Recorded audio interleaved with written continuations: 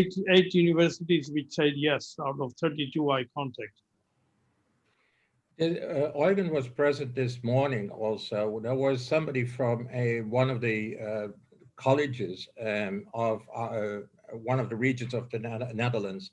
This person, he was also very much aware that their learning system was outdated. And he was very much willing and wanting to see how he could get involved into innovation there. We proposed to him to actually see if we could do things inside the college, outside the college, bring the students out and in. Maybe Eugen, what was your impression about this morning? Yeah, well, he was definitely very driven and wants to change the system, but he needs help to get through the usual obstacles. Absolutely right. And I think he was kind of very much indoctrinated still by the problems that he was facing all the time. And he was falling back into that thing that while we are looking very much more into the solutions of what we can actually offer and what we can do and what we have done. I think we are going to face that all the time in education. We find teachers, professors, who are very much willing to actually participate in what we do, but they are very much involved in a system which block them in doing what their hard-driven activities are. And that is really, in fact, point 4 that I shared with you. How do we deal with participative learning and the way we can involve the young people and using maybe even the schools from the cognitive level, but doing all the other things with stuff that we can offer. So yeah, as far as I'm concerned, we have Barry here, we have Eugen here, we have a lot of people here, we have Mahendra, even and Heino, of course. Everybody here is very much into the education not from a preaching point of view or pushing knowledge through to people, but actually inviting them to participate with us and learn as they do, what you have just shown, Barry. How can we shape this up into some kind of movement in which we are all involved and that we also do active exercise towards the schools in our surroundings? How come we have two Heiners? There is a Heiner 2020 and there's a Heiner Beck. There's always two Heiners. Different backgrounds, separated personality, locations. In the middle, you've taken the center spot for Heiner 2020. Okay, so I move over.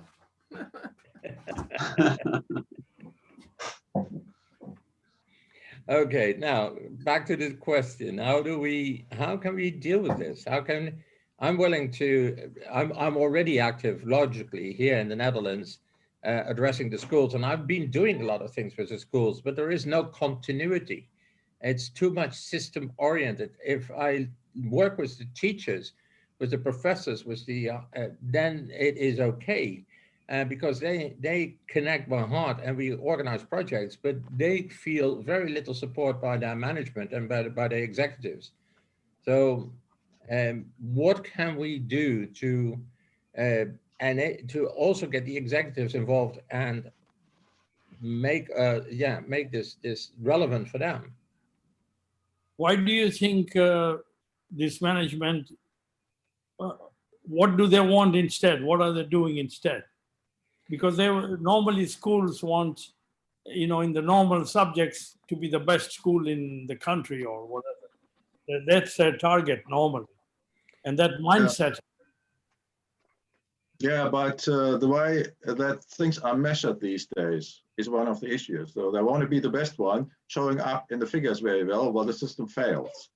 And one of the things that really doesn't work anymore is trying to measure everything. Actually, last week I was in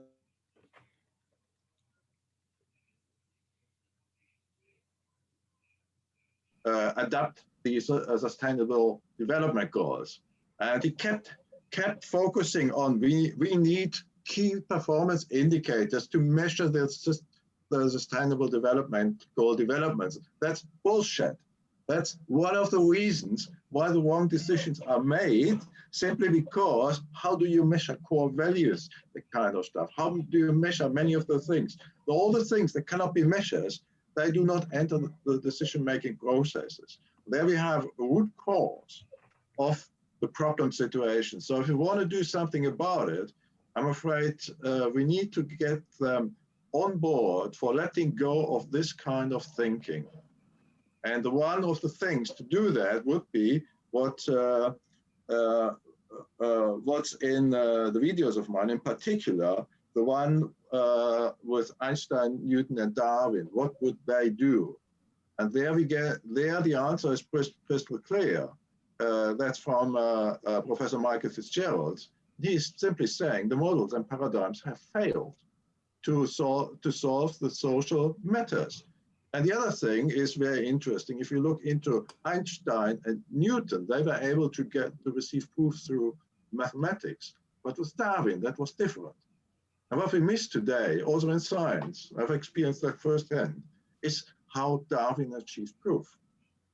Yeah, that has been lost, and that's a big issue. But now with Corona, well, all of a sudden we have such a huge thing where we can point even science to where things fail, and that is look at Corona, how they apply the phenomena, exponential growth, capacity bottlenecks.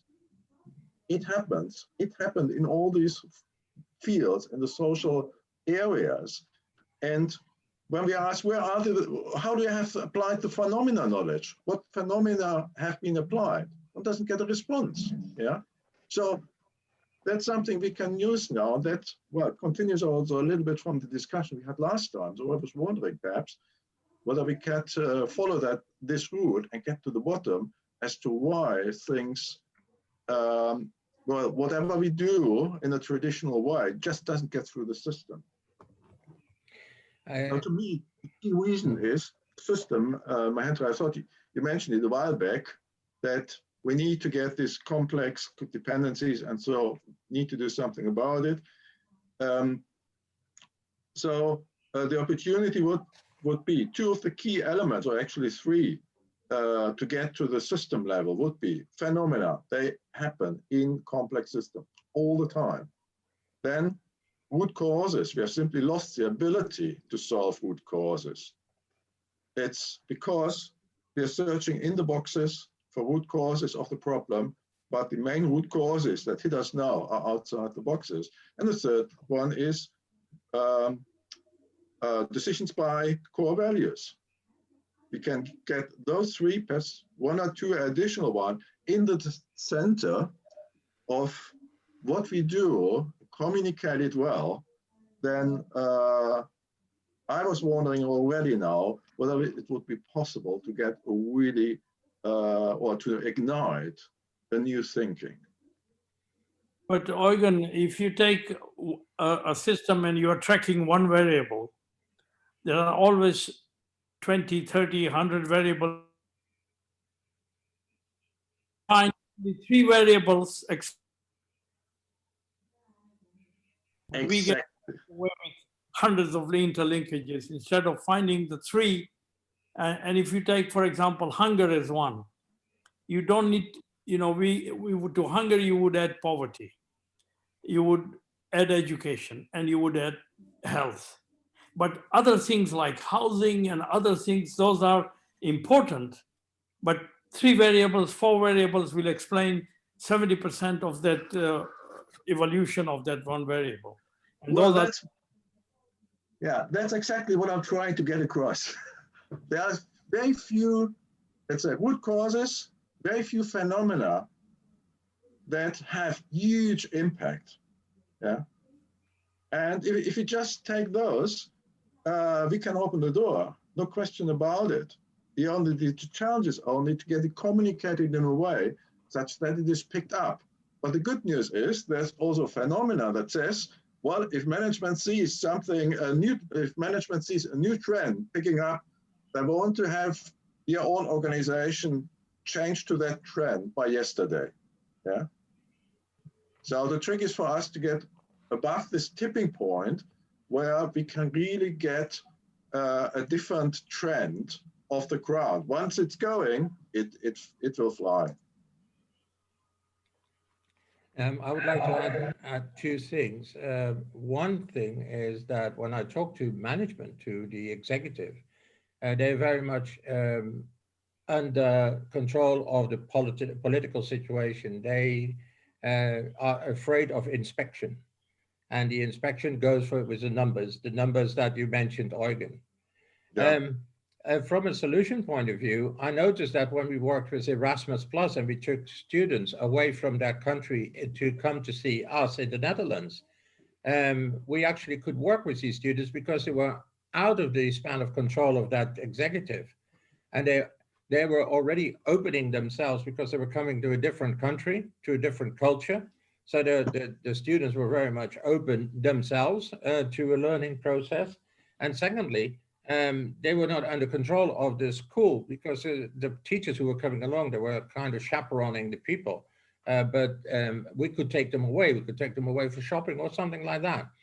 So one of the things that I've been asking our own colleges is, can we create maybe experimental projects outside school where we work together, doing the things that we do, bringing them into the phenomena that Eugen is saying, and that could be translated into SDGs and everything, that we create maybe multidisciplinary teams, and that the cognitive part is being solved by the schools, and that the students actually come to the schools asking for the information they need and they lack, but they actually work together outside school on projects that are real for society. And that is being done within the context of the School of Talents with this team, for instance. Oh, Bali was first. Yes. This is actually a question for Eugen, because I'm pretty sure everyone here has well studied Newton's model of gravitational mechanics, F equals ma, very simple formula, and the inverse square law of gravity, and the mathematical tools of the calculus to put those two formulas to work. But here's my question. After Newton came up with that very nice, concise, comprehensive mathematical model and the calculus to employ it, how long did it take before anybody else out there in the general world began to absorb, understand, adopt, teach, and use those models? Was it a year? Was it 10 years? Was it better part of a century? How long does it take for that kind of stuff to diffuse and become part of the curriculum? I have no clue, but probably quite some years at that time. But we're now in a different time. Yeah, we have not very different things. We can sometimes things happen very quick.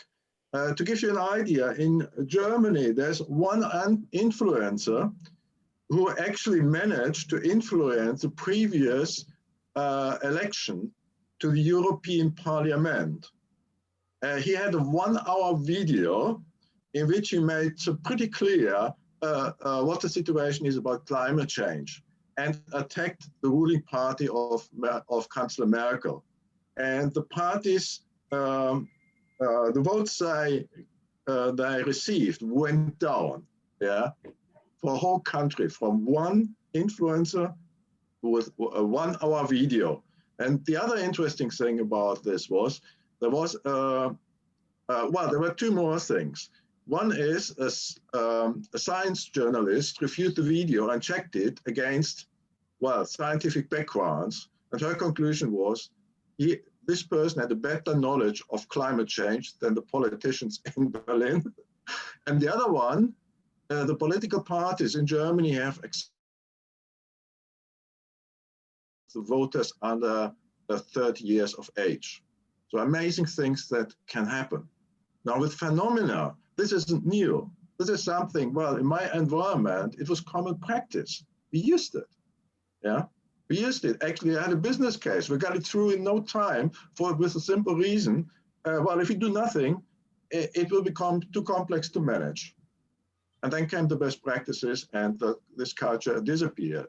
And I've also seen here in the Netherlands when I came, to my big surprise, a minister said, yeah, we are not going to do this because this will become too bureaucratic. And that was the end of an initiative.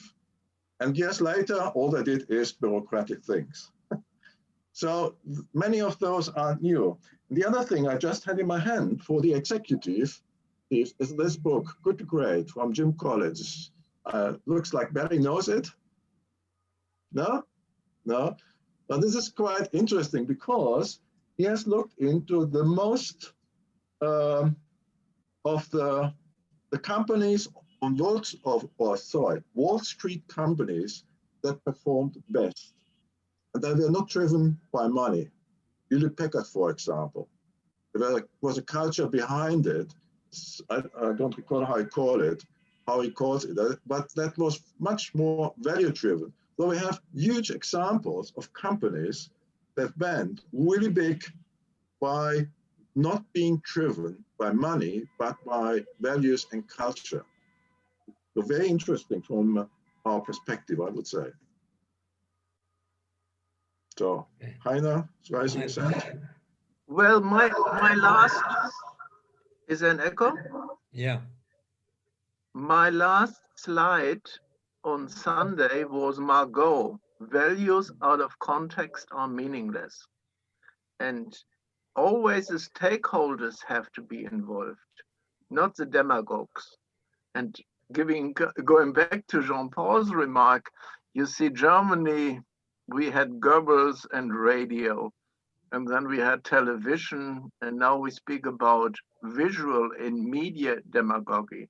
If you don't have a structure to really evaluate the influencing, and that is what is done with the 21st Century Agora, what I was sending Mahendra.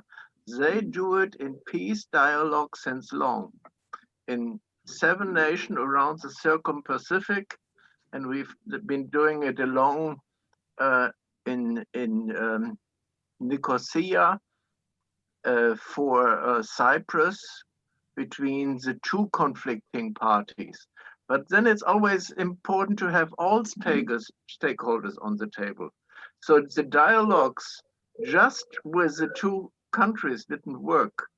The influence of the Turkish country had to come in, of the British had to come in, of the Greece mainland, and all this work is done in the neutral zone with the UN, where all the peace negotiations have been taking place, that we have been bringing the stakeholders, the people, the movers and shakers together, and doing it with youth in, I think, 8 East European countries for the MDGs. All is there. All this work with this United Nations Democracy Fund, all this is really underfinanced and not going on, because if it's industry or is it civil society or a nation or the international organizations, they are all in their elbowing ivory tower. So I was hoping to get a lady, Ines, to join us, maybe next time. She studied all this in Germany and is now in the German embassy in Cairo. And she was made through groups, now the young people, lady, to really give you some experience, not with my old words, but with really the tricky and hard work on what do you mean? Is it really this influencing that? Is it better to give them driven children or education work? All these main causes are clear, but we cannot really make a bottom line and count it, because it's on different time scales and on different magnitudes, from the local to the regional, for example. So all this is my blurb. I don't want to continue now. Can I just say, one of the things that we always fail to do, and it's the obvious thing in business, you create a demand. If you create a demand, things will happen. So if you look at education in extracurricular activity outside, because the school establishment is too difficult to break through. But if you do extracurricular, then parents will say, you better go and learn how to cook or whatever. So Jean-Paul, your idea that this should be also on our list, to create extracurricular activities, that really would make an impact on that. Okay, but then we can come back to the other things on our list, because creating, for instance, a health valley could be an extracurricular type of activity. It could be an invitation to young people to become inventive and innovative with our help. The filmmaking initiative of creating videos of good examples and looking for good examples, whether they are for themselves or for somebody else, could be things that they connect to by themselves and not through the school system. And the beauty is when you get young people working with old people or even very, very small children, empathy will automatically. We need to start thinking of a few of these projects, but they must be able to mushroom to 10 places quickly. Yeah. That's important to do. But then, yeah, well, okay, Barry, yeah, do a suggestion. Let's see. All right, so Mahendra's mentioned several times about empathy, getting people to be aware of and in sympathy with other people's emotional state. And Jean-Paul's been talking about education and how could you get this ability, these faculties taught in a public school or college level setting. And Eugen has talked about, for example, Newton's models being very important. Now, if you go back to one of the big breakthroughs that Newton provided is you take something that's very familiar. You have an object that's in motion. So it's here, it's in a position, and then later, after some time, it's here, and it has a speed by which it gets there, but it also has a property of acceleration. And people have an intuition about the relationship between distance, time, velocity, and acceleration. But it was all kind of intuitive. If you played baseball and you threw a baseball, or you tried to hit a ball in tennis, or if you're firing a cannonball, you had to have sort of an intuition about how all these things are related: time, position, velocity, and acceleration, until Newton came along and gave a very simple mathematical model for relating time, distance, and velocity and acceleration. And you learn that in freshman calculus. Now today, a lot of high school students have learned, or at least been exposed to, this very nice mathematical model. Now let's go back to this other problem of how do we deal with this business of education, which involves learning, and also this issue of empathy, of being aware of the emotional state. And what I did is I stole Newton's idea. I said, consider not an ordinary journey through space, like walking or driving a car or flying an aircraft or a spaceship. Let's consider a learning journey where distance represents starting knowledge. And then a little bit later, you've gained some ground. You have a little bit more knowledge. And it took some time to get from here to here. So you have a rate of learning. Learning is the rate at which you're gaining ground in the space of knowledge. But you do not learn at a uniform rate. Your learning speeds up, slows down, and changes direction. So I thought, well, that's kind of exactly the mathematics that Newton did in ordinary motion. So can we make an analogy? Analogizes to knowledge. Speed or velocity analogizes to learning. And what analogizes to acceleration? And it struck me, this is like 35 years ago, that's how we experience emotion. Can I take this simple model of Newton and make the analogy that distance is knowledge, speed is learning, and acceleration is emotion. Does that work? And I thought about that possible mathematical analogy, literally stealing Newton's fundamental model. And I said, can I reason about emotions using that model? Does it work? And after 15 years of kind of playing around with it, we proposed to the National Science Foundation to do some work with this model and see if it actually makes sense. In 2000, we got funding. My very first paper, 3 of us wrote the very first paper on this model, presented it to a conference, the International Conference on Advanced Learning Technologies in Madison, Wisconsin. Very first peer-reviewed paper out of the box. It won the Best Theory Paper Award. And we spent the next 8 years doing the Learning Companion, which was to try to take that calculus and put it into an auto tutor, an AI tutor that was paying attention not only to cognitive state and rate of learning and mistakes in learning, but also paying attention to emotional state at the same time and using that to modulate the strategy for learning. That was what the Learning Companion was about. So the math is not complicated. The math is essentially what anybody who studied the calculus knows at the ground level.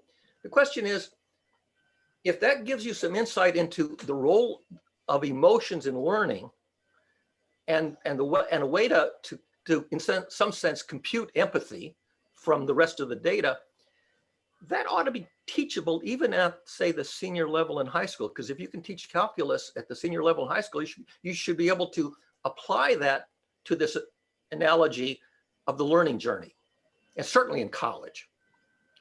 And it won the Best Theory Paper Award in 2001. So here's the reason I asked that question of Eugen.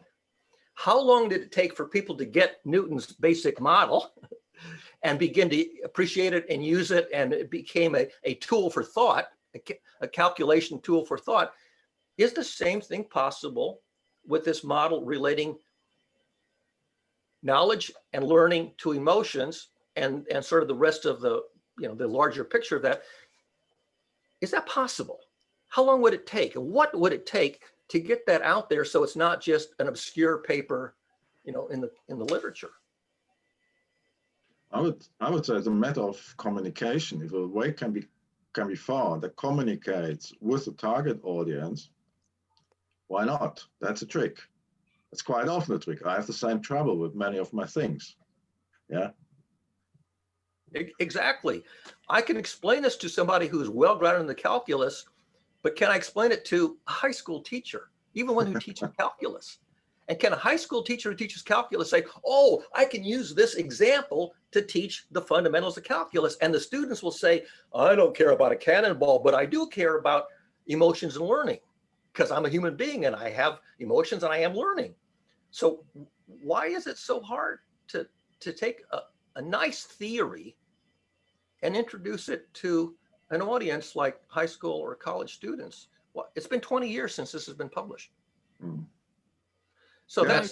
That's the challenge. What is it? Umberto Eco has a famous quote. Umberto Eco says, whereof we cannot express a theory, we must narrate a story instead. And in most cases, we have lots and lots of stories that are drawn from the culture, and then eventually some very technical person will look at all of these stories and pull out an abstract model. And so the theory comes after the lots of stories. This case, I've got a theory that I can express. But the problem is that my audience, if I express a theory to my audience, I've lost 95% of the audience because only about 5% can sit through a presentation that involves Newton's calculus and stay tuned in. It's interesting but I would like to also look at, for instance, the remark of my daughter when she is talking about her learning process through pain. And where does pain come in? Because we are talking about emotions, and yes, of course, my own emotions, that's one thing. But when I'm dealing with the emotions of somebody else from an empathy point of view, then there is a totally different type of thing. What do I mirror with? What is my role model? Myself? Is anything else my point of reference? what are the things that actually produce the empathy? And my daughter, she suffered her pain, and she is now, and she's only 19, of course, and she suffered her pain and emotional pains and that kind of thing. So she recognizes now among our friends, people that are going through some similar processes.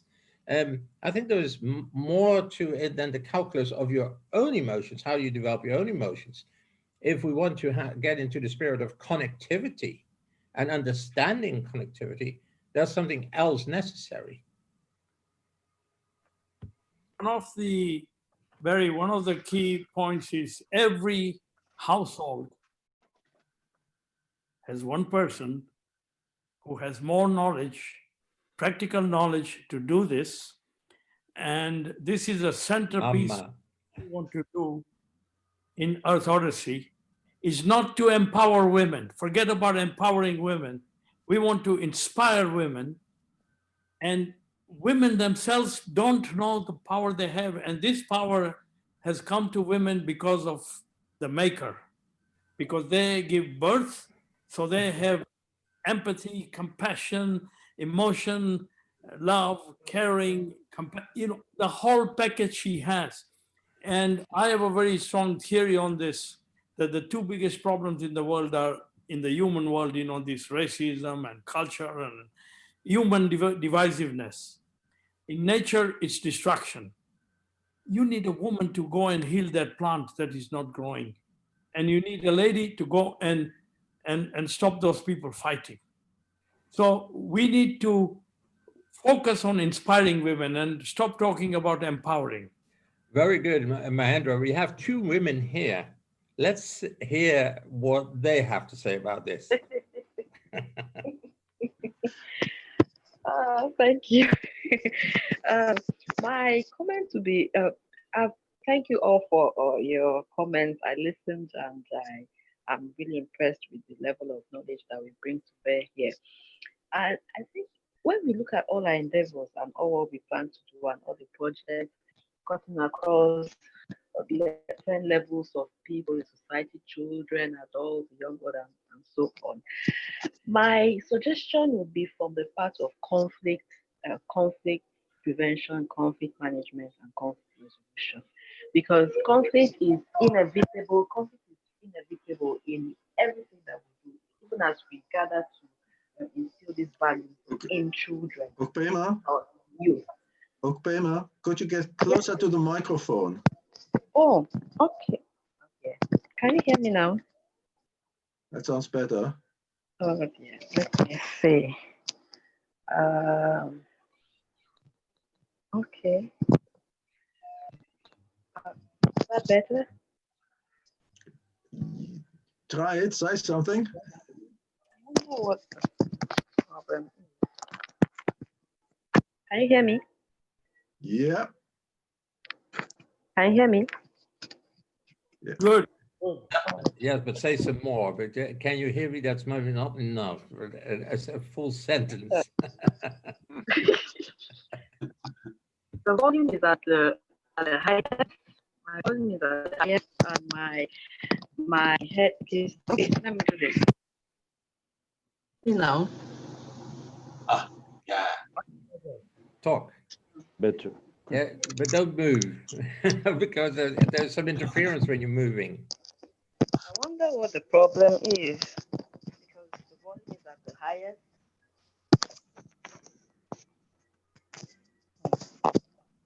Ikepe, you need to talk to Yuri and set up a studio. Oh, yeah. This is the highest. The highest. Okay.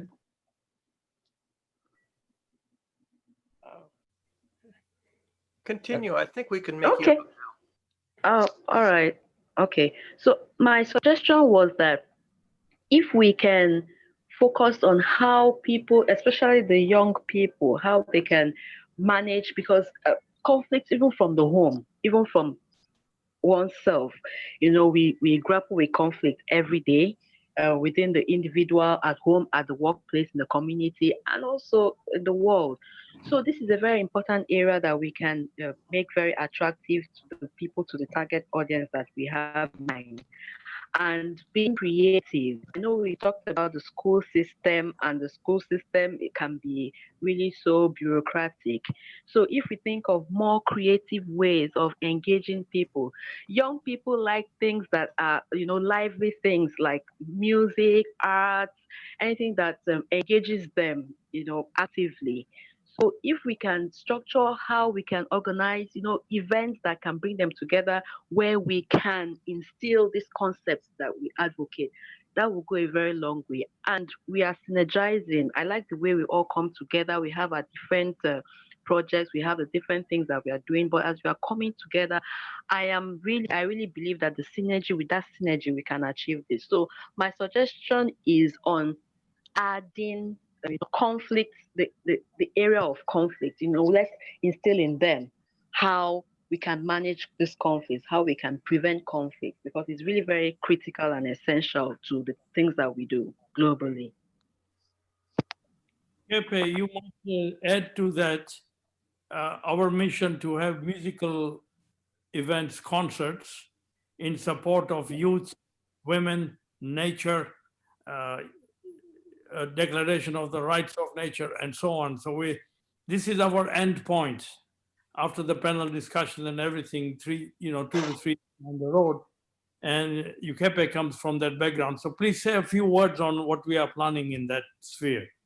Okay, thank you, Dr. Shah. Indeed, it's part of it's on our schedule of the Earth Odyssey to have a musical festival sometime next year, and this musical festival will encapsulate, the youth, to involve the youth and see how we can, like in competitions, and how we can get, videos from them, how we can get competitions generally and involve them in concerts as well.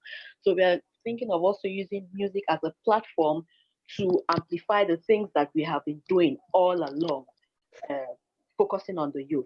So that's one of the activities that we plan for the Earth Odyssey project for next year.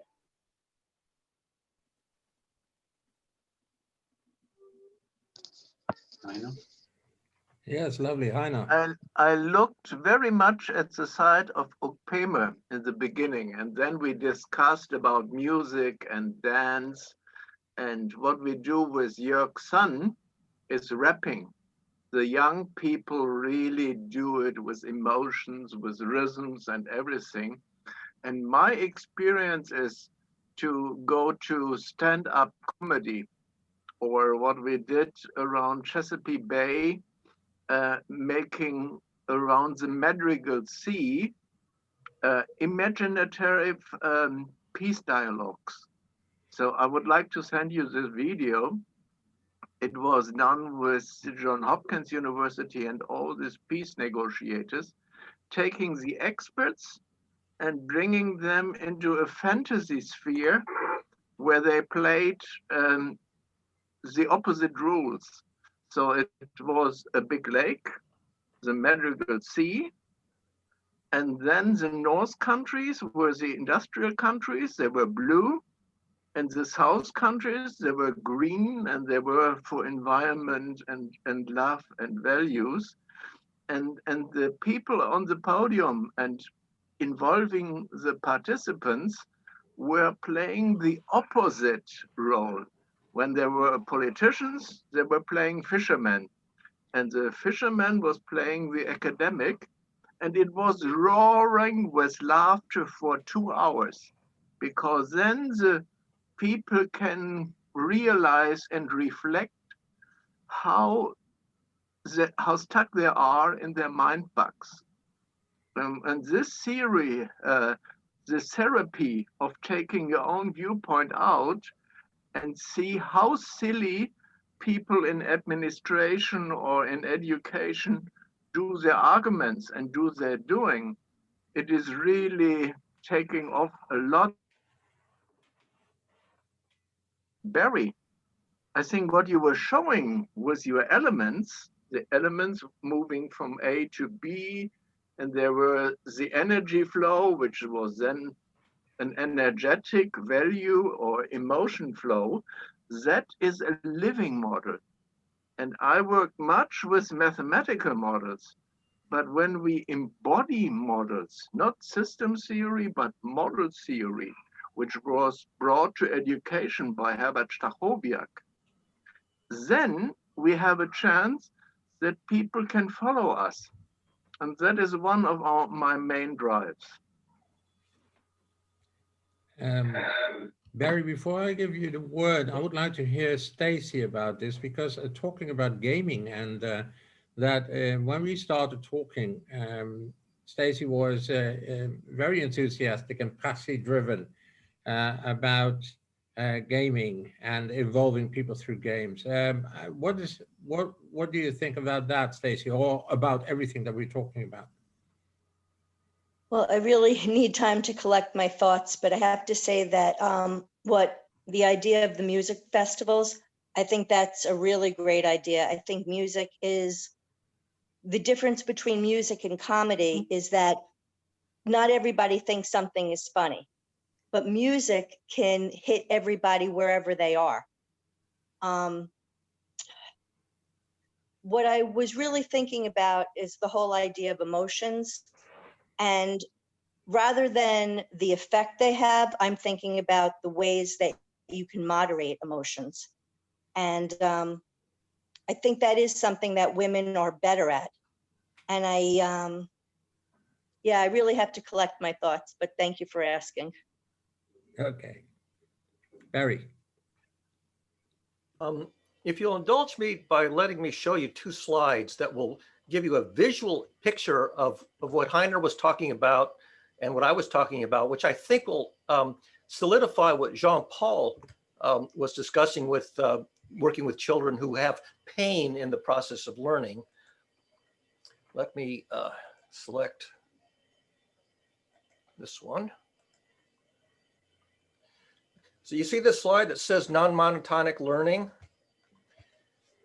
Normally when people draw learning curves, they typically draw them gradually rising and flattening out monotonically. But we don't learn monotonically because our quote unquote knowledge includes misconceptions. We learn things incorrectly, and so we have a mixture of accurate knowledge, gaps that haven't been filled in yet, and misconceptions. So a learning curve isn't monotonic, it actually has wiggles in it. So you're building up a set of information, and in the middle of it, you've got some expectations, some predictions from your mental model that don't jive with observed reality. That's because you have misconceptions. And when you have misconceptions and what you're expecting to happen or predicting doesn't happen, your emotions go negative. And you see how it's concave here, curving downward? When it curves downward because you're laboring under misconception, that means your emotions are going negative. Concave down means negative valency motion. And so you throw away the misconception, you throw away the portion of your belief that's unreliable, and now you've got a gap where you had a misconception. Now you've got to fill the gap with better knowledge. And this process is cyclical because you never learn perfectly on each phase of the cycle. And when it's turning back up again, your emotions go positive. So you have this frowny face and happy face to show that concave is negative emotion and convex is positive emotion. And so the emotion is in the wiggles of a non-monotonic learning curve. Now, anybody who studied a fair amount of mathematics, calculus, I should say, may have heard of a phase plane plot. In a phase plane plot, you plot acceleration on one axis and speed on the other axis. So let me just scroll down to a phase plane plot. So if this were ordinary calculus, the horizontal axis would be acceleration, and the vertical axis would be velocity, forward velocity gaining ground and negative velocity backing up. So whenever you have a phase plane, you have 4 quadrants. So in quadrant 1, your emotions are positive and you're constructing your knowledge. You're building your understanding. So far, so good. But as you build your understanding with positive emotions, you get some misconceptions mixed in. And as soon as you test your knowledge and you find out that your expectations aren't agreeing with reality, your emotions start to go negative. And you're over here in this, wait a minute, that's not what I thought was going to happen. And so you get confusion and disappointment and maybe some frustration, but you have to realize that you're in quadrant 2 now with these negative emotions. Now, if you only have a gap, you can go back over and fill in the gap and you can cycle this way. But if you have a misconception, you have to discard it. And this quadrant 3 is when you're discarding your misconceptions. And this is what I call the dark tea time of the soul. People don't want to give up their initial beliefs because they don't want to admit that they got it wrong. It's embarrassing and it's a problem. So this getting into quadrant 3, the dark tea time of the soul, is essential, but emotionally painful. Barry, leave this up for a second, because I recognize in this model, this cross, my own model, which is about the human complexity, where the horizontal part is the to-do part, and the vertical part is the to-be part. And then if we bring them together, we get these 4 areas, these fields, and then the field where we talk about harmony is what here has the Roman figure 1.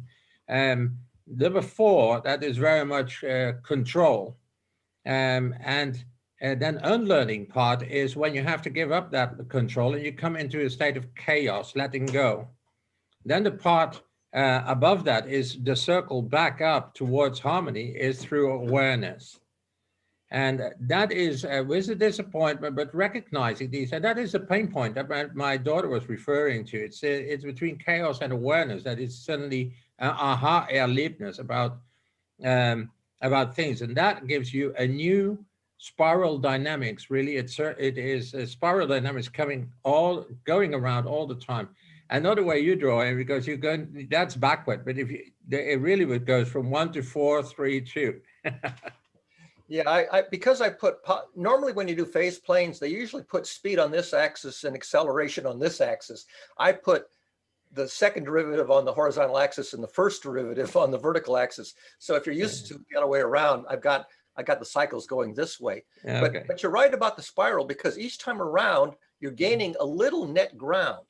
So if I go back up here, each time around, you're ending up net higher than you were before. And so if you add the third dimension, which is the knowledge, so that here the knowledge is coming out of the plane toward you. If I go to the 3-dimensional version, you get a helix. So you've got emotions are going left and right, positive and negative. Learning and unlearning is going front to back, and net knowledge is ascending, but not monotonically. It's like a squirrel going around a tree at a cockeyed angle.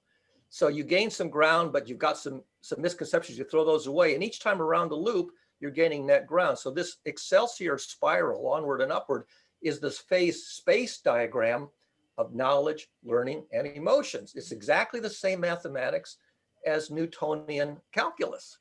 So the idea here is that this is called metacognition. Metacognition, you're thinking about knowledge, thinking about learning, thinking about emotions, and thinking about the interplay of emotions and learning. That's metacognitive analysis. So a parent or a teacher may be better at the metacognition. Where is the learner in this phase space? But you can also get the learner to participate, because if the learner can articulate the name of their emotional state, oh, I'm frustrated, or I'm confused, or this is wearing me out. Okay.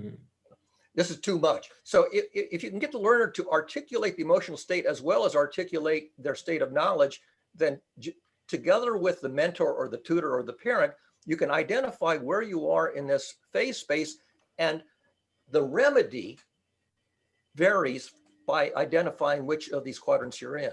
Here you leave them alone. Here you want to help them diagnose the misconception if there is one, or the gap if there is one. So by asking good questions, you can focus on the misconceptions of the gaps. If it's a misconception, then you want to encourage them to discard it. And so takes a lot of coaching down here, because again, it's painful. And then once they've discarded the misconceptions, then they get out of this dispiritedness phase. This is hopeless. You get over here to the hopefulness phase, and now you're ready to do fresh research and build the next better version of the model. that is not a difficult thing to explain and to use if we could just somehow introduce it. Yeah, Mary, I think Stacy wants to say something again. Yeah, I need to see the. Oh, I'm going to put it needed back to up see- again. Sure, I'll Yeah, put it back up. please. Actually, I think I remember. You said something about when they're in the quadrant 2 phase, that's the time to get them to identify something. Yes. I think that's really misguided.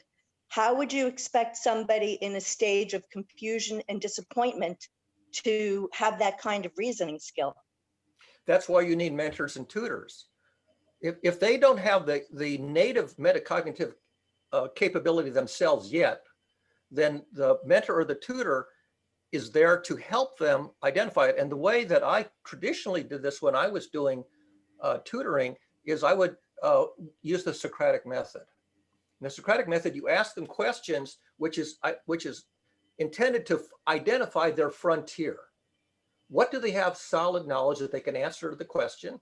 Where do they start hemming and hawing and guessing so that they have inchoate, partial, foggy understanding? And where do they recite incorrect responses, mistakes that they don't realize is a misconception? So the Socratic Method, this questioning dialogue, is the tool that I would use to help people negotiate and navigate their way through this negative half of the emotional space. You can only do it with a cooperating interlocutor. If you have somebody who's in an argumentative mode, a debate model, they won't respond to the Socratic questions. They'll change the subject and talk about something else. And as soon as you realize that somebody is not cooperating with the mentor or the tutor or the collaborator, then you have to give up the whole dynamic and say, there's no way I can help this person. No, you can put all the phases of Dante in this line too, and then you will probably be able to identify also the negotiation part, the fear part, all those things, and then coming up to awareness, and that the acceptation part, the diagnose part and the acceptation, and then from the acceptation going back into the number 1, which is satisfaction, curiosity, further development. So I think that is an interesting model to discuss about things, and also to position where the people go from control to, and maybe also the law of opposites, which we can use to actually bring people into those this sinusoid type of curve, because that is relevant. We should not want to have them too long in their comfort zone. We do have to challenge them all the time.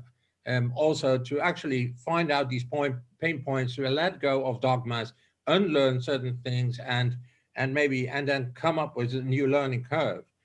So I think, yeah, absolutely. The worries, all these kind of things are very relevant to particular quadrants there. So metacognition is being able to mention out loud the names of the emotional states, and these axes. I'll go down to where the first one is anxiety, confidence. Sure. Then boredom, fascination. See, these are emotion axes that are in play in the learning journey. Barry, Mahendra wants to interact too. Sure. Barry, these 2 diagrams, in fact, it would be very nice to have your views, not now, but to do a bit of analysis of 2 songs that come to my mind. One is Stand Up for Your Rights by Bob Marley, and the other is Imagine by John Lennon. And if you go through these songs, I'm following your first diagram of how it takes you to the difficult part, and then positiveness comes out of it. It'd be very interesting to analyze these 2 songs on how it's taking you on this wave. There's something that triggers me that there could be these diagrams could really explain. Yeah, we should collaborate for like 10 or 15 minutes someday when, outside of this session, and work on that together with your ideas and this tool, and see if this tool helps map out what you have in mind. And I would need to go back and look at the lyrics and listen to the songs too in advance. Well, one of the practical things here is I've done this in in a setting, in a college setting, where I had a public, and I invited an opera singer. And I asked her to do music and to bring in the emotion into the college.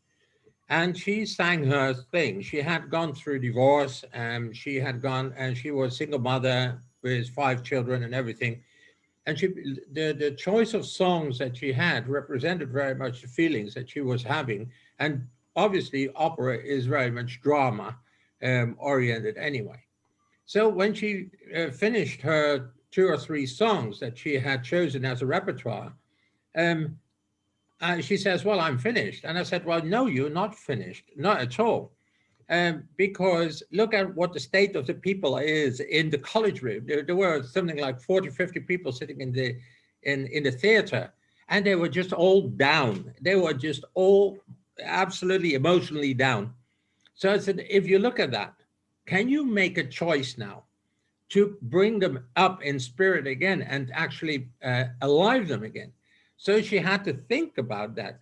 And she sang a song, and actually she brought the people back in happiness, and they were alive and everything. And then I asked the public, and I said, "What would you like her to achieve with you?" And then somebody says, "Well, we would like to have companionship, um, connection." And then she was thinking about that, and she sang Nesu Dorma. And then the people, after singing this, the people were so connected with each other that at 10 o'clock at night, the lecture room had to close because they closed the entire, but the people didn't want to go away. And they went outside the building until about 11 o'clock, 11:30 at night. They were still standing there talking with each other. That is the effect of music. That's amazing. You can manipulate people with that. It's interesting because whenever I have a major misadventure on the social networks, like getting kicked out of a group or blocked or some other conflict situation, which is just sort of a big kerfuffle that blows up in my face, I therapize myself by writing song parodies. And not only do I write song parodies, but on at least 2 major occasions, I wrote a feature-length comic opera where I have a whole series of songs in a storytelling model. One is when I got kicked out of a Facebook group called the Brain Cafe. And another one was when I got kicked out of John Keldon's conversation group. In both of those cases, since that was such a major disruption, I literally wrote a feature-length comic opera, which is up on the internet on my website. All right. Well, Mahendra knows everything about sound healing. No, but it's interesting you said this. I lived 17 years in Vienna. I think for the first 5, 6 years, to be smart, I went to the opera every 2, 3, 4 weeks. And after these 6, 7 years, when I realized that I'm going to this opera, I can't cuff, I can't tap my shoes, nothing. And I better go to the Havana Club instead. Okay. Heiner, you want to talk? Yes, you're speaking all from my heart, and I don't know what is hard. Maybe we should have a jam session, and we should sing your 2 favorite songs, because they are mine and I can sing them now for you. But I want to really go a little bit back, what kind of pieces are here on the table and how we might be able to bring them together. Barry, I like your Socratian dialogue. Well-packed questions and wise answers and a ping pong. But I think we have to do more. And your 3 diagrams really enlightened me. But I think the pie chart, it is not that we go clockwise or anti-clockwise from one to the next, but really in the diagrams of the ups and downs, that we play and juggle between the positions on the perimeter. And not on the perimeter, but in a vortex spiral, downscaling and upscaling, that we bring it together what Gurdjieff was doing with the Enneagram. And a friend of mine, also a friend of Tony Judge, Barry and Mahendra know him, they worked on the intelligent Enneagram, that you dance between the positions in triangles and go to the next position that you really harness the momentum between these ups and downs and energy and potential in between. So all is potential, all is projection. I love to dance with you, and I'm done. I have to leave. But I really enjoyed. All right, thank you, Heiner. Let's dance all together. No, before you leave, Heiner, He's gone. Jean-Paul, Oh, no. Jean-Paul, these 4 or 5 things that you mentioned, and we talked earlier part of this discussion, and really we should make a list of this and then brainstorm just on those individually to try and see if we can make a framework out of that and go for this catalytic 2 to 4 ideas that we can start. Yes, I think if I look at the 4 ideas, I have them listed here. When we talk about our learning curves and everything, we actually talk about all 4. Our sound healing system, you remember last year that we were talking about creating health valleys, and that we could finance part of that by having sound healing near the cities and bringing in the people. We can also bring in the whole musical thing. That is what we're doing, really, and Terry knows that. That's what we're doing here in Eindhoven. People have the passion of, for instance, singing or making music, and we have a network of about 1,000 musicians and people here. We can connect, and we actually did that last week very positively. That is where this LYPS came from, let your passion shine. Which is a way of showing the people too, and maybe some new music talents are coming out doing these kind of things together. So yeah, I think all 4 somehow make a mix, but we do need some focus sometimes. If we look at education, or I wouldn't like to talk about education, I'm more learning. Education is too much formal, like imposing things, like, while learning is much more an invitation. And that is also Heiner who talks about language. So yes, if we want to focus and fragment what we are talking about, or we can take the whole bunch together and say, okay, we establish local clusters where all 4 of these things are happening with the people. That, well, all the 4, maybe the zero tolerance is one of the more difficult one to include in this, but the 3 ones, which is the health valley, the LYPS, the let your passion shine, and the education type of thing, that could be a cluster that we can localize with our global input, where everybody is involved. But that is a suggestion. It can also be done in a different way, in a matrix or whatever. I don't want to expand this list, but we are working with quantum vibrations in a pyramid to create this emotional side of it. We're building a pyramid at the moment to do this quantum vibrations kind of music. Well, I like the pyramid idea, because the pyramid is also my pyramid paradigm, which is the 4 times profit type of entrepreneurship. So the pyramid comes back all the time as a very powerful connection. Jaime, you want to say something? Yeah, Jean-Paul. I was reading your email, these different questions that you made, the different pre-projects that you suggested, those that now you are talking about, for example, the sustainability, health rallies, and the zero tolerance. And I'm just wondering, I try to imagine alternatives to exert this potential leadership in ideas and hopefully also in actions. I liked this idea of the influencers that Eugen mentioned, and I can imagine, for example, as I said sometime before, perhaps more than a blog, which to be honest, I'm not that familiar with blogs. I have followed some of maybe 1 or 2 in the past, but for some reason even the blog stopped. Nowadays I'm not that familiar how these alternative of blogs are working out. Maybe very well, but I really don't know.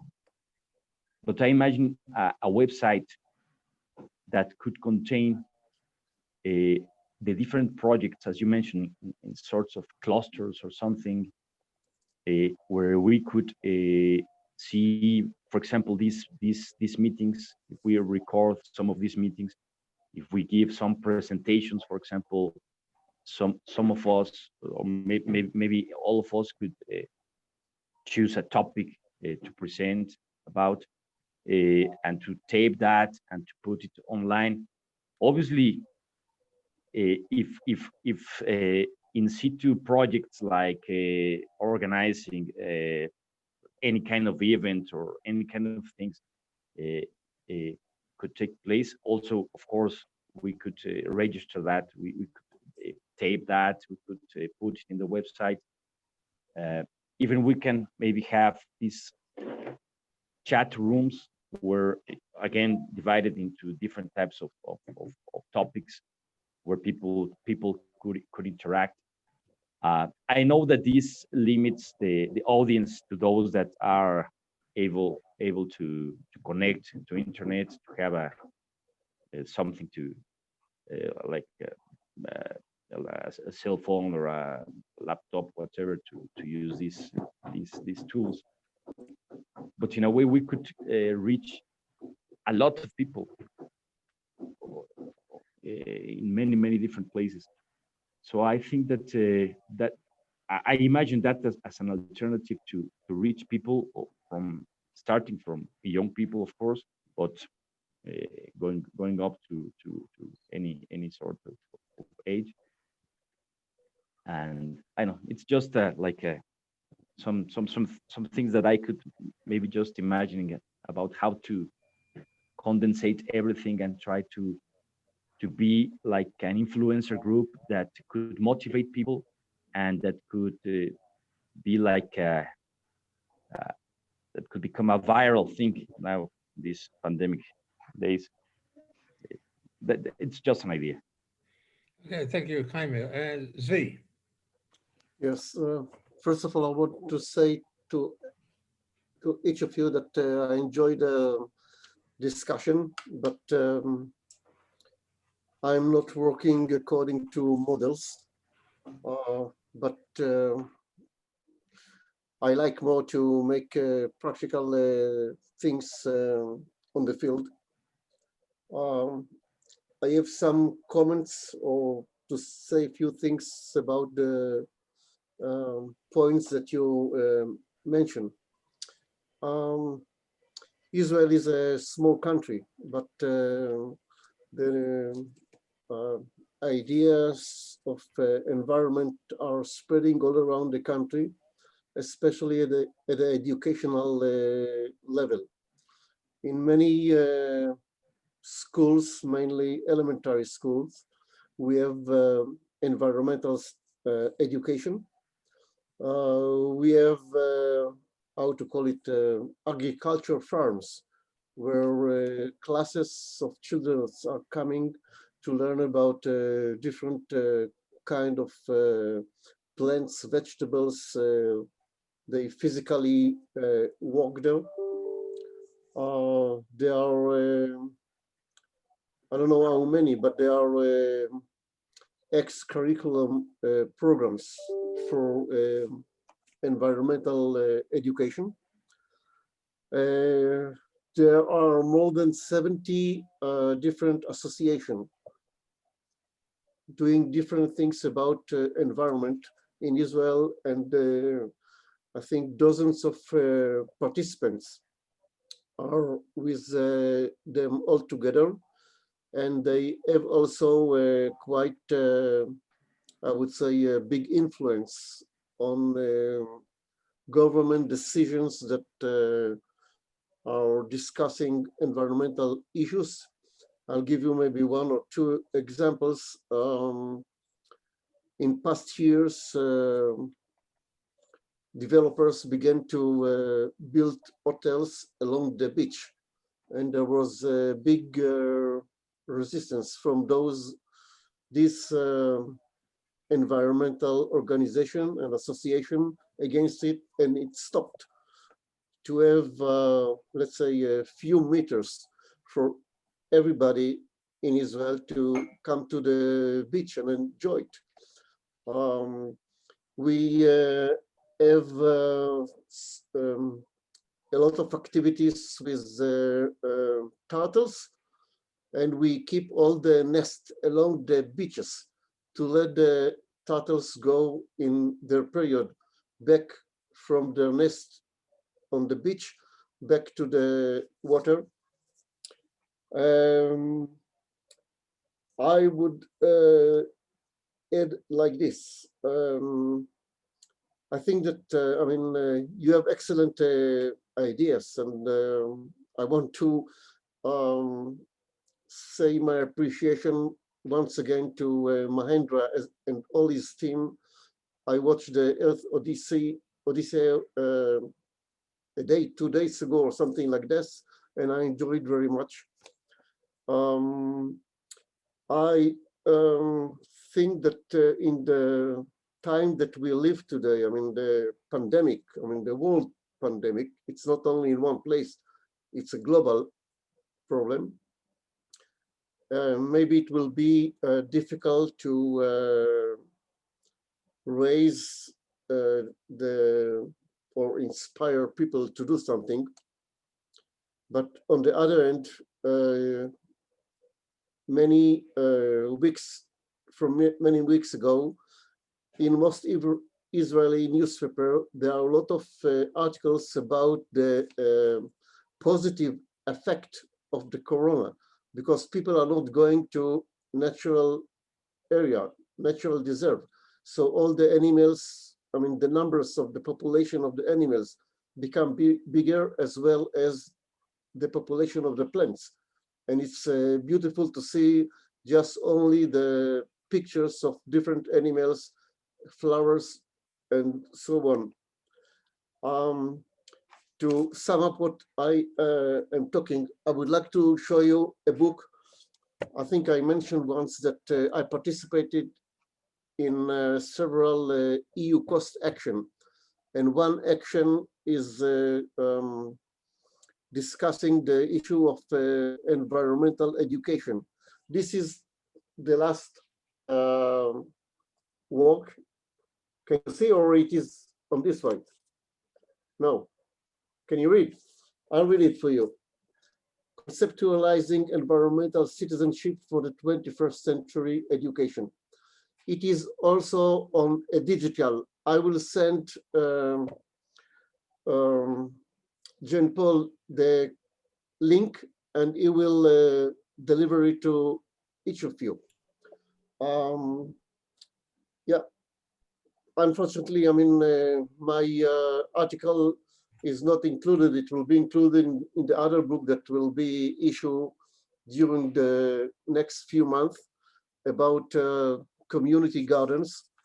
Community gardens is like, I mean, a huge phenomena in Israel, and many people are having, how to say it, plots that the local municipality gives them to cultivate and grow whatever they like. And it is with the support of the Ministry of Education, which is in charge of all the community gardens in Israel.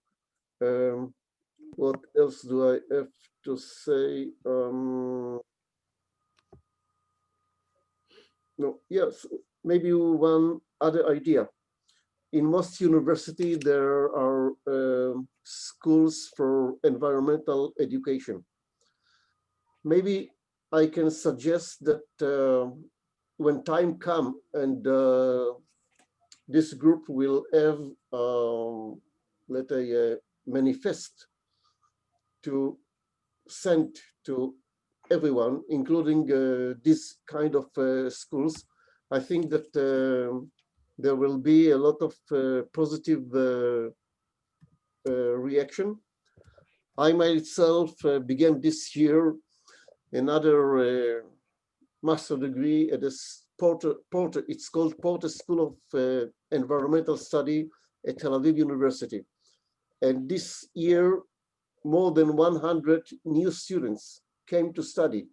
And the number of students have a lot to say. I mean, it wasn't in years before. It means that the, how to say, the concept of climate crisis, environmental crisis, whatever you call it, is applying mainly to younger people than me. I think I'm the oldest one in the class, but I don't mind. And I think this is might be maybe another address for this team group to apply and make it more stronger. That's all. All right, thank you, Zvi.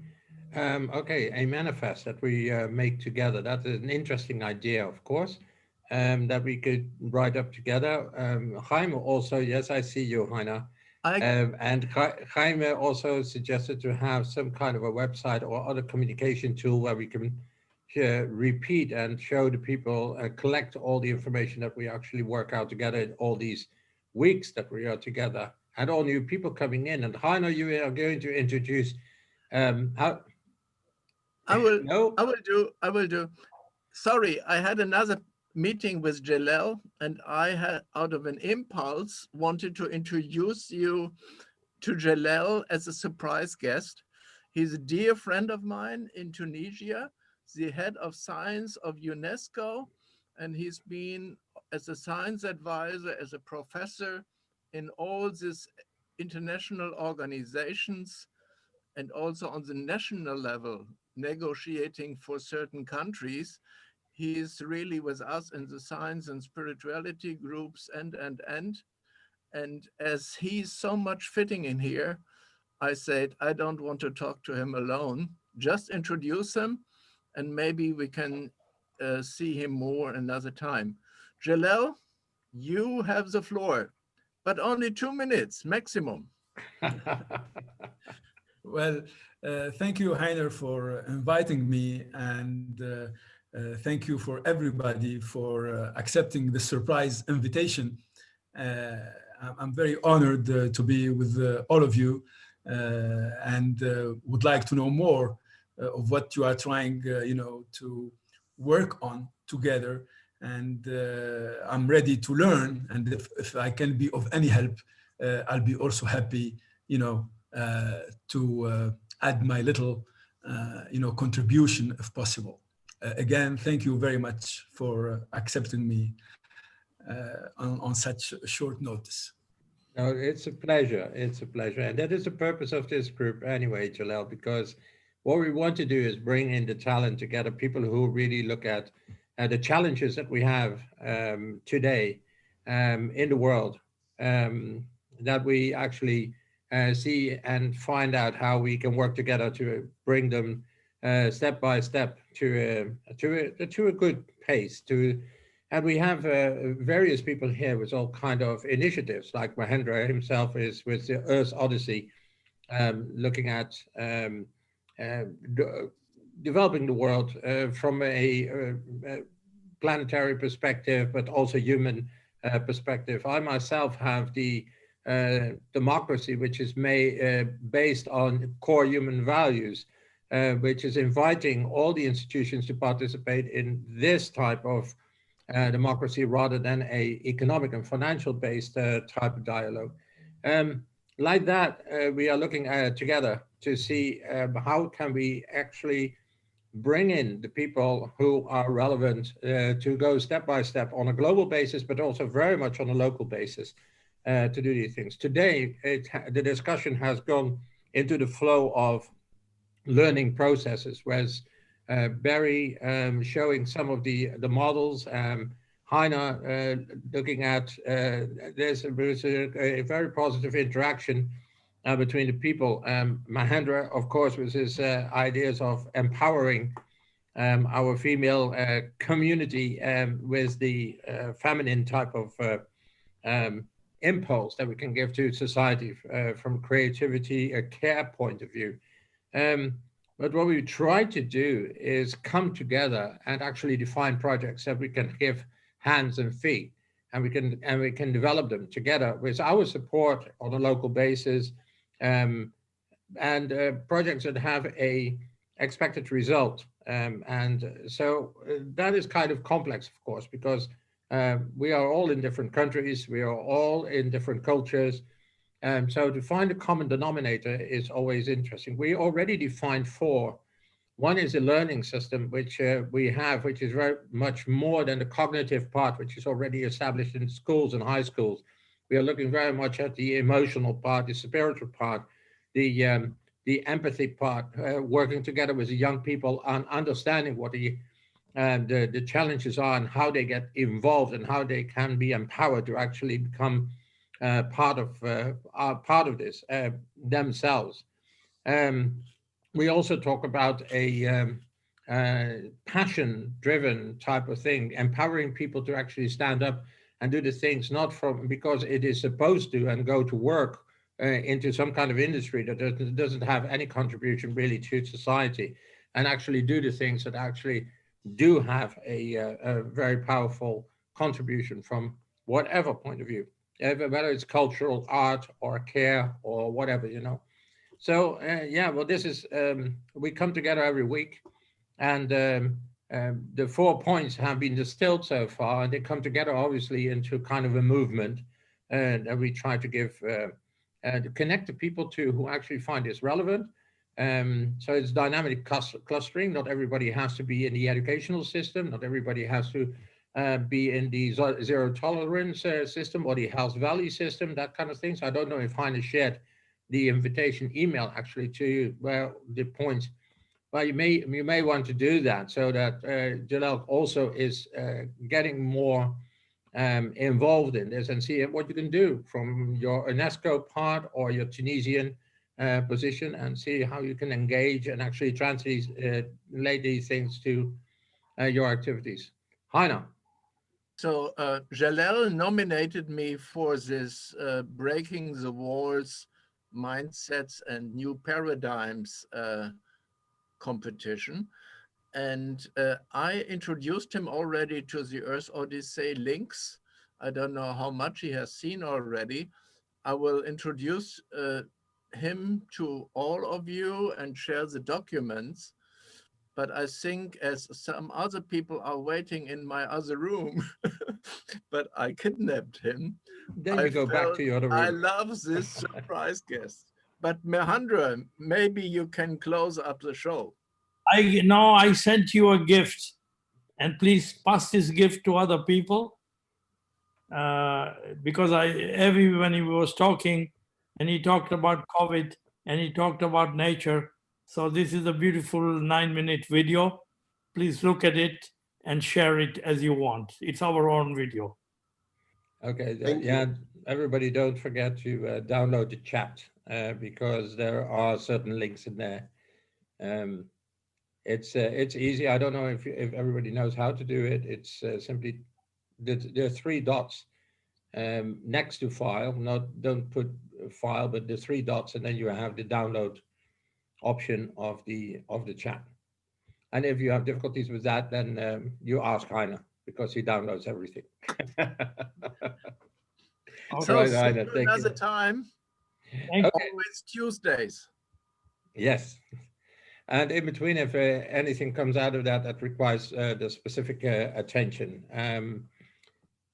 that is a question that I'm posing right now, is out of the email and our discussion today, can we already come to maybe a manifest like Zvi is proposing, that we want to do something as a positive invitation to the educational system, and we bring in the part that we are strong at, that we say external to the educational system, we invite the young people to participate and become co-creative and self-leadership. Is there a manifest that we can organize so that we can publish it and we can share it all together in our regions and in the different, well, I myself, I'm doing this in 3 languages, like Dutch, English, and Spanish. But yeah, how do we actually cover the world?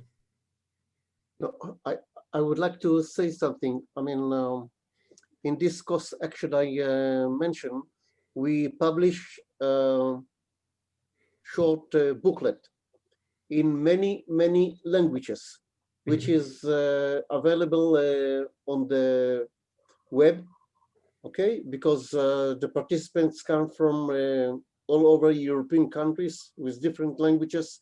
So although English is the official language of discussion and writing, every member of the action translated it from English to his local language and distributed. Okay. Well, yeah, the booklets and that kind of stuff, you know, I do like to have the people have the personal motivation to actually connect with us. And booklets can do the trick if we put our names behind it and that. But I don't know. There must be other ways also to actually engage people. Let's see how we can do that. And if there is a willingness, who can do what? Who is willing to do what? Mahendra already has Earth Odyssey and his every 2 weeks that we are actually on YouTube and it can be reviewed. But it, as he also keeps saying, it has to transform interactions. What I'm doing here in the Netherlands is an example, but that it's not necessarily what you can do in different countries because of the cultural differences that are there. But at the same time, it's a source of inspiration of taking responsibility together, government together with citizens, together with science, together with entrepreneurship, on particular core human values like air quality, food issues, that kind of stuff, you know, water. I liked very much Anders Nielsen's presentation during the Earth Odyssey, which is very relevant to the Netherlands too. We've got it may be amazing, a water country like the Netherlands who has a water problem.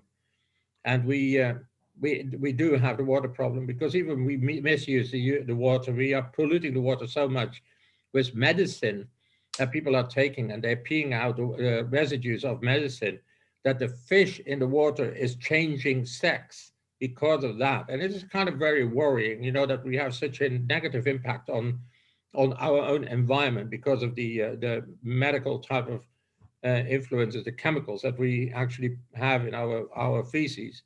So point of attention here, which is extremely difficult to get co-creation in on the water management level.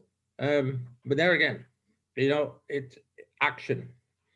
I have my thing here, but I want to go further. I want to see Sustainocrats standing up in different cities and actually doing this, and then me supporting them. And Mahendra.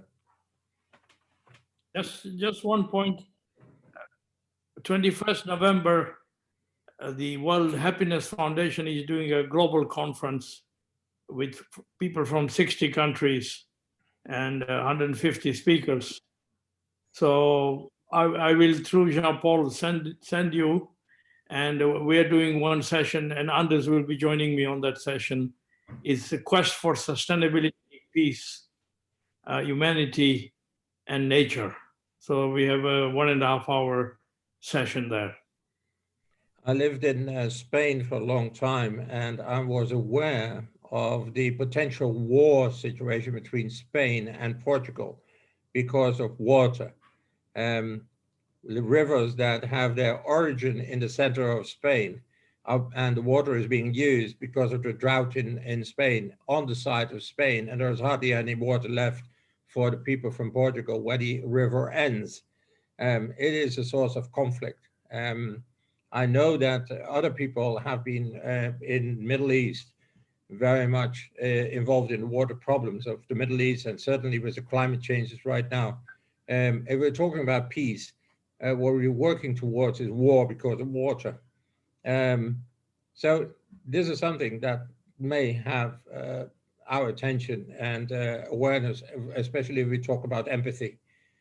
towards each other, that we raise above all the sensitivities of the past and all the conflicts of the past. We put the core human values above all those things and actually create a new society where we do not refer continuously on the problems of the past, but we actually work together on having a fair share of everything in a neat way. But this is a message. It's a positive invitation to our side of the medal. But that doesn't mean that everybody wants to join us. We do have to extend the invitation.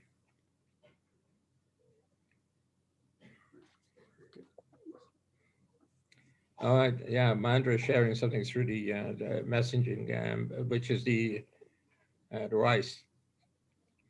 Jaime, yes. If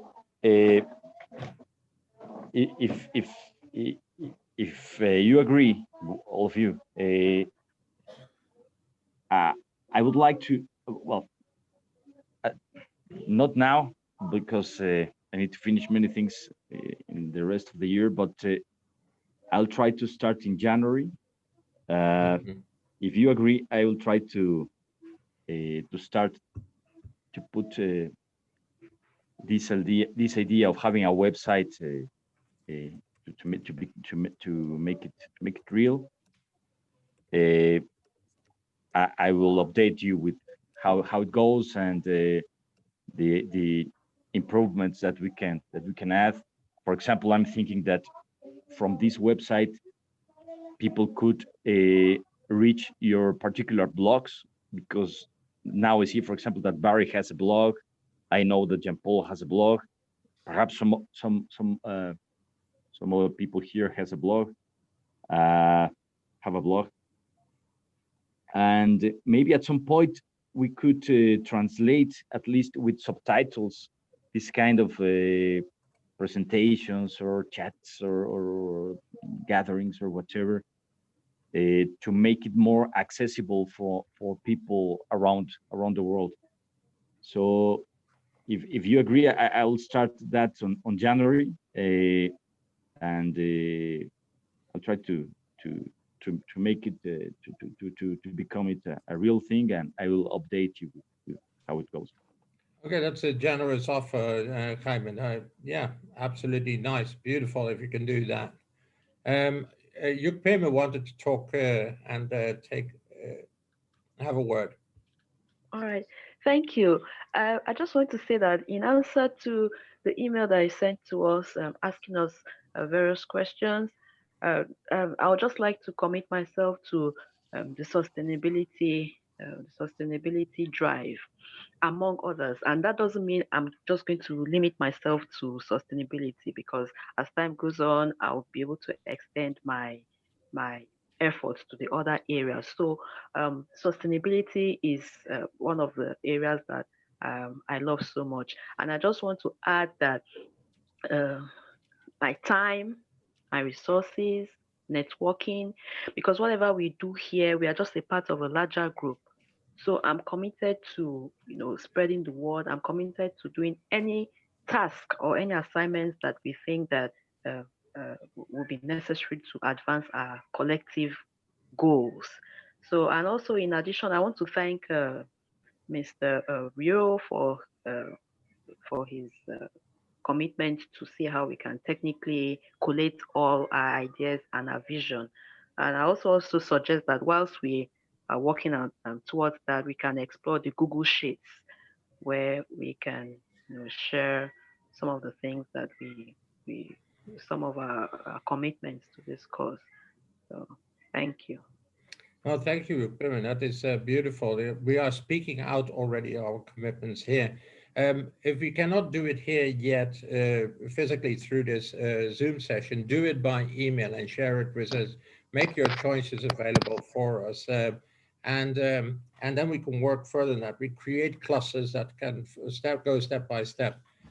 Also, look at those questions that I said. Well, what do you expect in exchange for yourselves? What can you offer? That is something that Yukpema already took the forefront in telling us certain things. Eugen, you raise your hand. No, you have to put on your microphone. I have to to leave. I have another meeting. Thank you very much. We'll meet next week. Certainly, Thank you. Sri. Thank you very much for being here Bye-bye. every time. Bye. Beautiful. Thank you. Also Thank your you. contribution. Yeah, last week I thought we were onto something, so I've created a little bit of a summary and added some additional experiences of mine. To my surprise now, I thought, or I had changed the color for things I've added, but with the forward, somehow the color changed and what should be gray is black now. So sorry about this confusion about this. Well, it's now getting too late, but I went on from this and got sort of an idea on how perhaps we can get the people on board on a larger scale.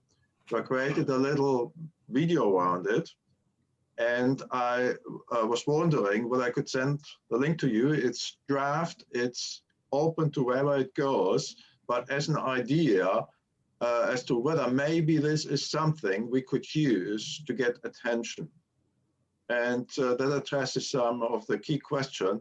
And in my perspective, the whole of what we did, of what I put into the email, or the essay, as Jean-Paul called it, somehow fits under the school of talents. And that's really something I would like to, continue to focus on.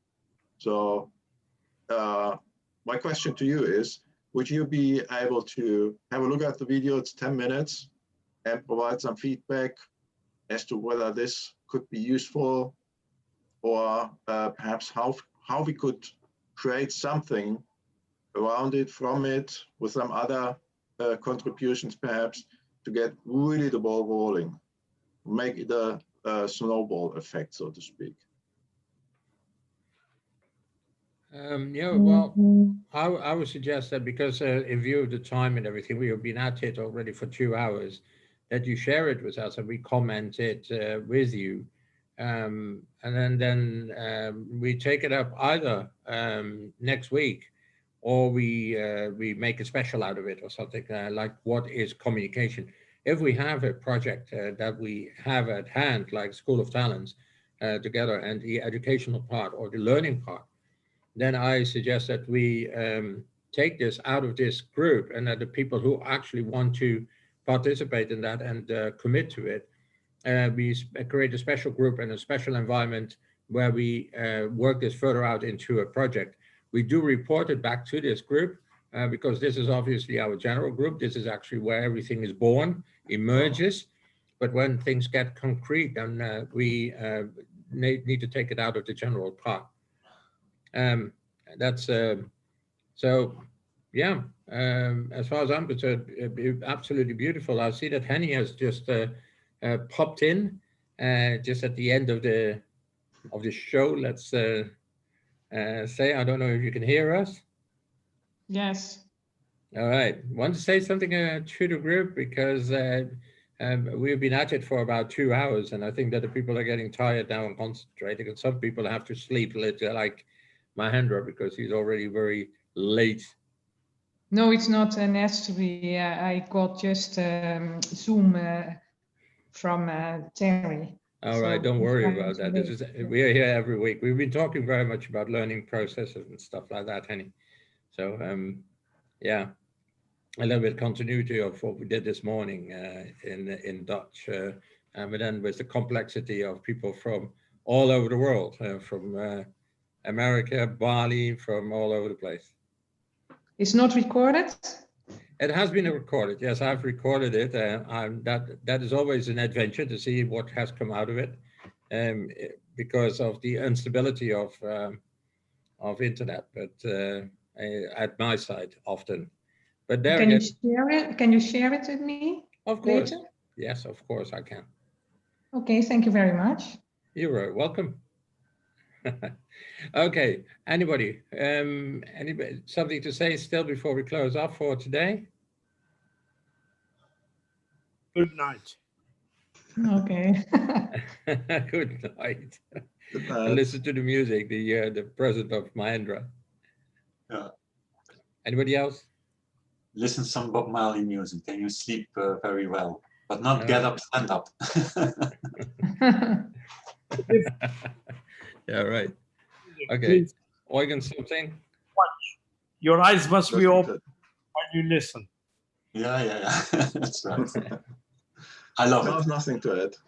Thank you. You listen to it. Okay, let's share it. And then this musical part, yeah, that's we have started here in Eindhoven with the Latin American community, our Christmas event for a whole month. There will be activities on the internet.